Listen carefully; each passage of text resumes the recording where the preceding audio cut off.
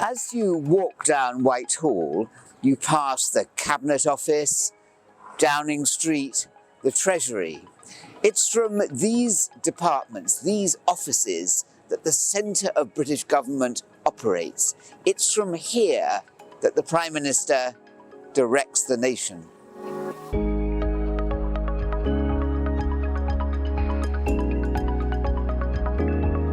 The UK is facing huge challenges: stagnant economic growth, huge technological change, crumbling infrastructure, failing public services, an ageing population, climate change and global instability. We need a centre that can enable the UK to meet these challenges. Successive Prime Ministers have discovered that problems at the centre have inhibited their ability to deliver on their priorities. The centre of government isn't fit to meet the challenges that face the UK in the 21st century. So that's why a year ago, the Institute for Government and I set up the Commission on the Centre to examine the problems at the very centre of British government and to make recommendations. Over the last year, we have spoken to those who've worked at the heart of Downing Street, for the Cabinet Office as well as the Treasury, and we've been looking at why the centre is not working as well as it needs to. The centre isn't strategic, with governments usually failing to define their priorities.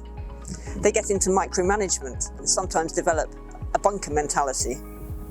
And it's unbalanced, with a powerful Treasury often left to fill the strategic vacuum created by an underpowered number 10 and a Cabinet Office with an ever-growing list of responsibilities. This can and must be rectified. So, having identified the problems, the Commission has made 7 key proposals to solve them.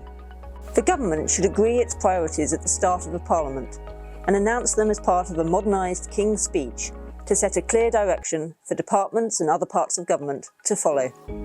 The Prime Minister should appoint an executive cabinet committee made up of just a few key ministers to help them make the most important strategic decisions.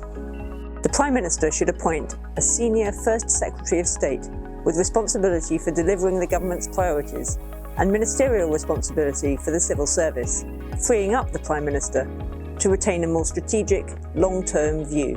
The Cabinet Office and number 10 should be restructured into a department of the Prime Minister and Cabinet and a separate department for the civil service to strengthen support for the Prime Minister and more effectively coordinate and reform the civil service. There should be a new statute for the civil service and Civil Service Board to hold its leadership accountable for delivery. The roles of Cabinet Secretary, accountable to the Prime Minister, and Head of the Civil Service, accountable to the First Secretary, should be filled separately to give the civil service the leadership it deserves.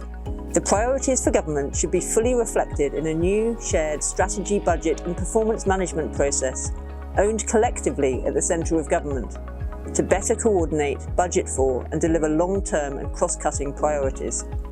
We cannot have the centre continuing to fail to give the nation the leadership and the Prime Minister the support that they need.